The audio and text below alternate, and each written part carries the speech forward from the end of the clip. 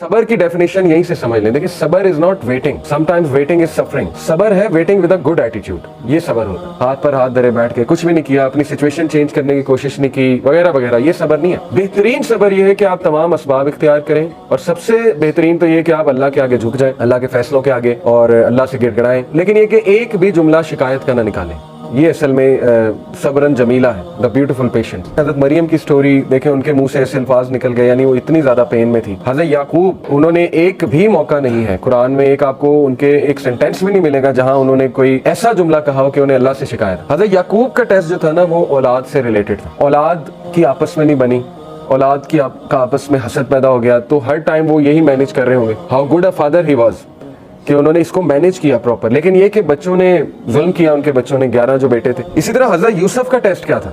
हज़रत यूसुफ को टेस्ट किया भाइयों से, एक औरत से।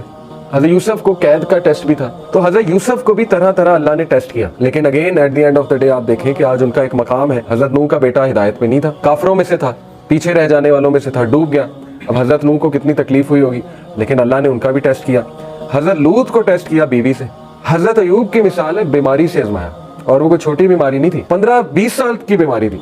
रवायात में आता है इतना अरसा वो बीमारी चली। हज़रत अयूब को सब छोड़ गए और उनकी बीवी उनके साथ थी। फिर अल्लाह कहता है कि हमने उसे सेहत दी और सब लौटाए, वापस भी लौटाए, सेहत भी दी और सब वापस भी लौटाए। इसी तरह हज़रत जकरिया को देख लें, अल्लाह कहते हैं कि जकरिया अकेले में रो उठा, मेरी बोन्स वीक हो चुकी हैं और मेरे बाल ग्रे हो चुके हैं, और मुझे डर है कि मेरा तो कोई वारिस ही नहीं होगा, और मेरी बीवी बांझ हो चुकी है, तो अल्लाह मुझे वारिस थे। जब दुआ कबूल हो गई तो हैरानगी शो की हज़रत जकरिया ने, मुझे कैसे औलाद हो सकती है, मेरी तो बीवी बांझ हो चुकी है और मैं तो बूढ़ा हो चुका हूँ। तो फरिश्ते ने कहा कि अल्लाह के लिए कोई मुश्किल नहीं है। तो बात वही है ना कि जैसा अल्लाह से एक्सपेक्ट किया वैसा अल्लाह सुब्हानहू व तआला ने दिया। इसी तरह इब्राहिम अलैहिस्सलाम को आप देखें, इब्राहिम अलैहिस्सलाम को अल्लाह कहते हैं कि हमने तरह तरह आजमाया, कि हमने उसे हर टेस्ट में कामयाब पाया, यानी वो हर टेस्ट में सक्सेसफुल हुआ।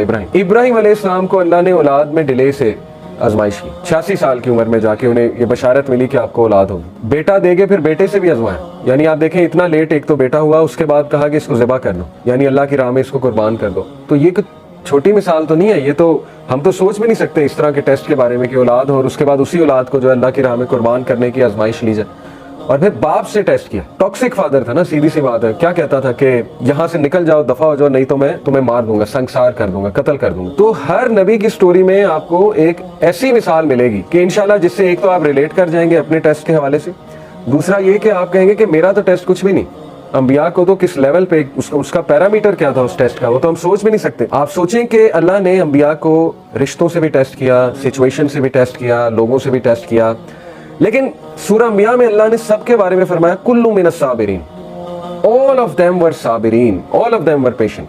ये तारीफ की अल्लाह ने, ज़ुल्किफ्ल का जिक्र किया, इस्माइल का जिक्र किया, इब्राहिम का, नूह अलैहिस्सलाम का, लूत अलैहिस्सलाम का। तो इसलिए ये तमाम जो कैरेक्टर्स आपको नजर आ रहे हैं ना, अल्लाह ने कहा कुल्लु मिनस साबिरीन, all of them were patient. अल्लाह के नबी ने फरमाया कि जो कोई भी सब्र करेगा अल्लाह उसे सब्र दे देगा। सब्र करना पड़ता है, सब्र प्रैक्टिस करने से आता है, और सब्र से बेहतरीन चीज इंसान की जिंदगी में हो ही नहीं सकती।